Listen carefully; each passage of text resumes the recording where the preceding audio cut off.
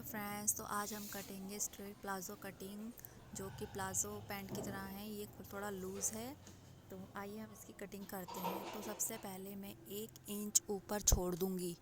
1 inch ऊपर छोड़ दूँगी क्योंकि मुझे इसमें अलग से नेफा जोड़ना है, तो इसलिए जो सिलाई में जाएगा उसके लिए मैंने 1 इंच छोड़ दिया है। 1 इंच छोड़ने के बाद मैं इसमें लंबाई लूँगी। जितनी लंबाई हमारी है उसमें हम 2.5 3 या जितना आपको लेना है ले लेना।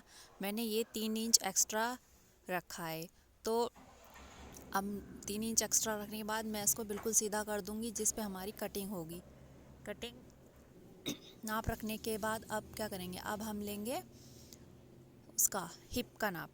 मतलब हिप का नाप लेंगे। जितनी हमारी हिप है उसमें हम उसका हम आधा कर देंगे। आधा जितना भी आएगा उसमें हम 2.5 इंच प्लस जोड़ देंगे। उसके बाद आएगा इसमें 12 इंच, तो हमने 12 इंच ले लेना है। आपको 2.5 इंच जोड़ना है। हिप का चौथा भाग करके उसमें आपने 2.5 इंच जोड़ना है। 2.5 इंच करके जितना भी आपका आएगा, फिर ये हमारा कमर का निशान हो गया। और उसके बाद हमने ये जो सीधी लाइन करी है ये हमारा हिप हो गया 12 इंच पे।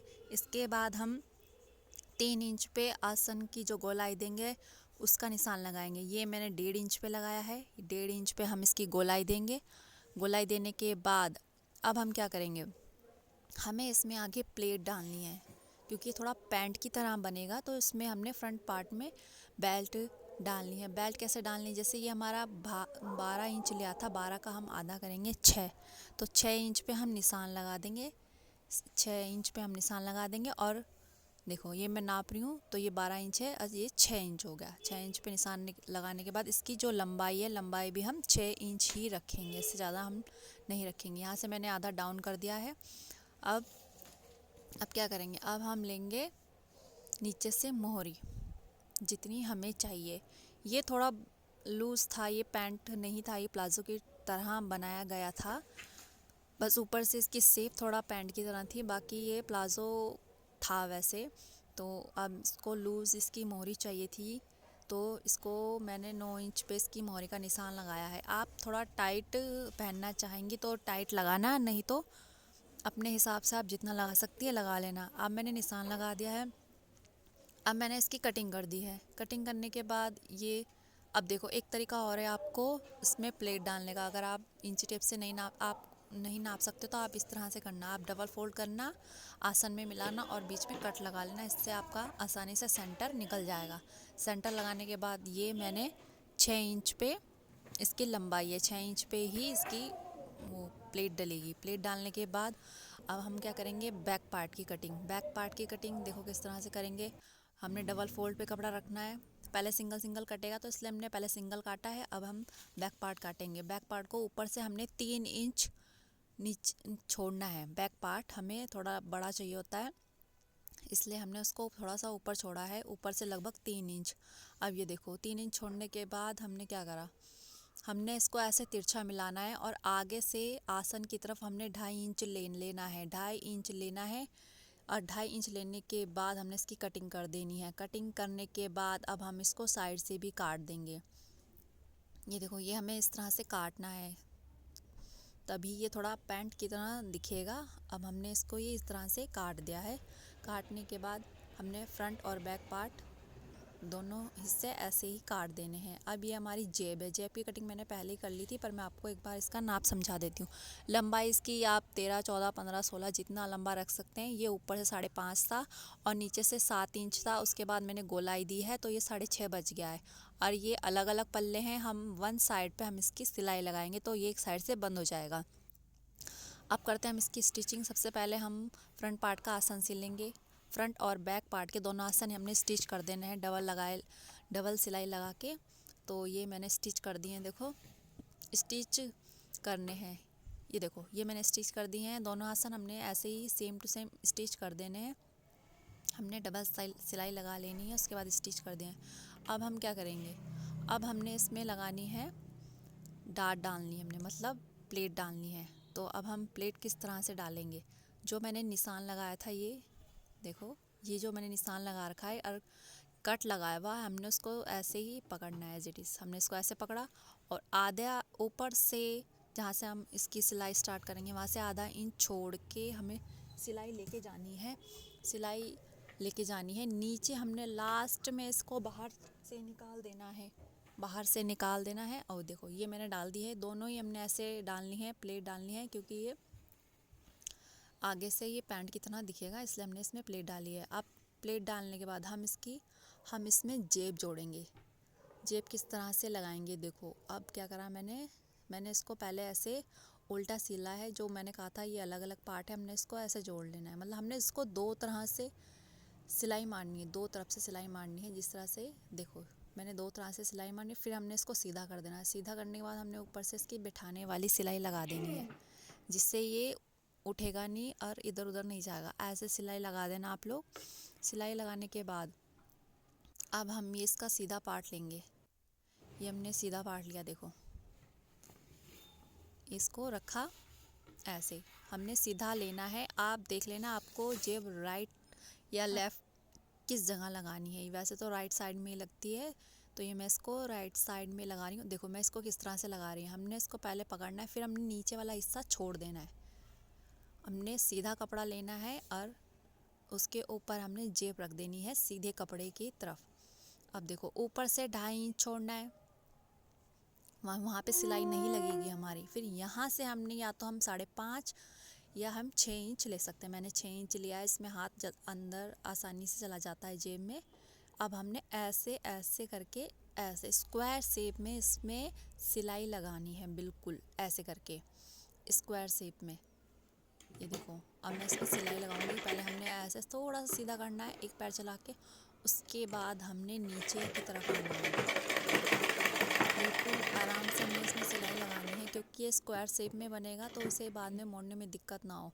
अब मैंने इसमें सिलाई लगा दी बिल्कुल स्क्वायर शेप में। ऊपर से सिलाई नहीं लगानी, जहाँ जहाँ निशान लग रहा है वहाँ पे आपने सिलाई लगानी है। उसके बाद हमने बिल्कुल साइड में कॉर्नर में इसमें कट लगाने हैं 2, ताकि ये इस तरह से अंदर की तरफ चल जाए, इसमें झोलना है। ये देखो इसके बाद मैंने मोड़ दिया है। अब हमने फिर से स्क्वायर में ही इसमें सिलाई लगानी है ऐसे करके। ये देखो पहले मैंने एक पैर आगे चलाया, फिर मैंने इसको नीचे की तरफ करा। जब जैसे हमने पहले सिलाई लगाई थी ठीक उसी तरह से हमने इसमें सिलाई लगानी है। ये हमने सिलाई लगा दी है। अब हम इसको बाहर निकालेंगे, क्योंकि इसको यहीं पे इसकी फिनिशिंग इतनी अच्छी आ जाएगी कि जेब जब आप पहनोगे तो अलग से ही इसकी फिनिशिंग आपको चमकेगी लगेगी। ये हमने देखो ये इस तरह से हमने सिलाई लगाई है। ये बैक वाला पार्ट जो इसका नीचे है, ये ओपन वाला, ये हमने नहीं सिला है। ये हम बाद में स्टिच करेंगे जब हम साइड से इसमें सिलेंगे। ये देखो ये लगा दी है। ये देखो ये आसानी से हाथ जा रहा है। मैंने थोड़ा नीचे वाला पार्ट थोड़े सा हल्का सा उसमें सिलाई लगा दी ताकि खिसके ना, इसलिए। अब हम इसकी बेल्ट लगाएंगे फ्रंट पार्ट पे, क्योंकि ये फ्रंट बेल्ट है और बैक इलास्टिक है। तो ये जितनी हमारी ये कमर है हमने उतनी ही बेल्ट ले लेनी है नाप के, तो मैंने उतनी ले ली है। फिर हम कपड़ा लेंगे। ये देखो हमने कपड़ा लेना है जिस पे हमने बेल्ट अटैच करनी है, और कपड़ा हमें थोड़ा सा बड़ा चाहिए, क्योंकि हमें या तो आप इसको चिपका देना। पहले बुकरम से मैंने इसको चिपकाया था, मैंने सिलाई लगा के जैसे हम मोरी पे लगाते हैं उस टाइप से लगाया। पहले हमने इसको थोड़ा सा फोल्ड करना है आधा इंच पे ऐसे फोल्ड करने के बाद देखो ये फोल्ड कर दिया है। आप 4 इंच के लगभग बेल्ट ले लेना। देखो ये मैंने फोल्ड करा है। अब हम क्या करेंगे, प्लाज़ो को, फ्रंट वाला प्लाज़ो है उसको उल्टा रखेंगे।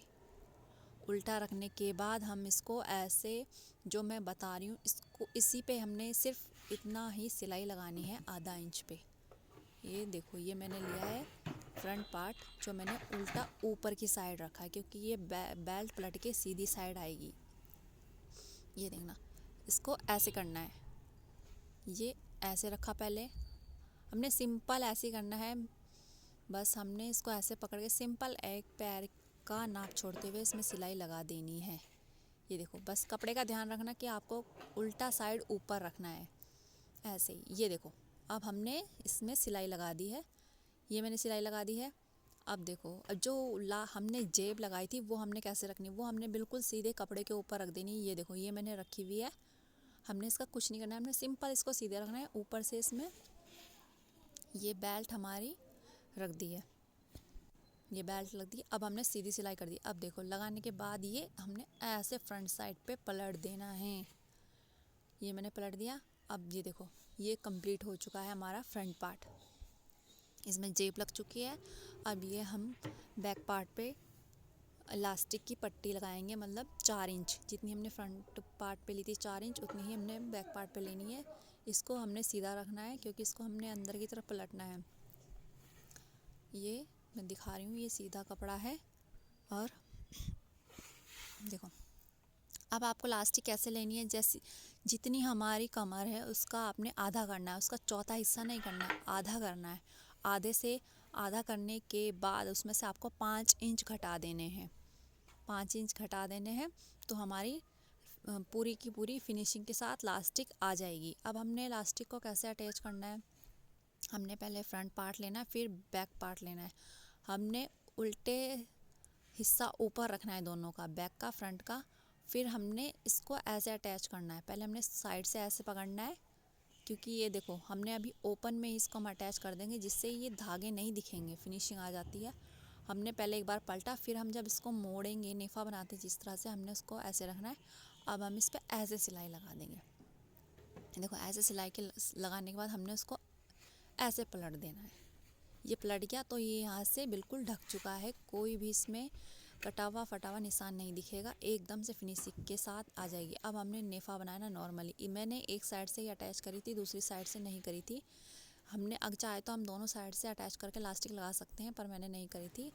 मैं इलास्टिक को खींचती गई और उस पर सिलाई लगाती गई, फिर लास्ट में आके फिर मैंने वैसे ही इसको ऐसे ही ज्वाइंट कर दिया था। अब देखो फिर हमने फिनिशिंग की जो बीच में सिलाई लगती है जिससे हमारे इलास्टिक उलट पुलट ना हो, वो हमने लगा लेनी है। और ये हमारी पैंट तैयार होने वाली है।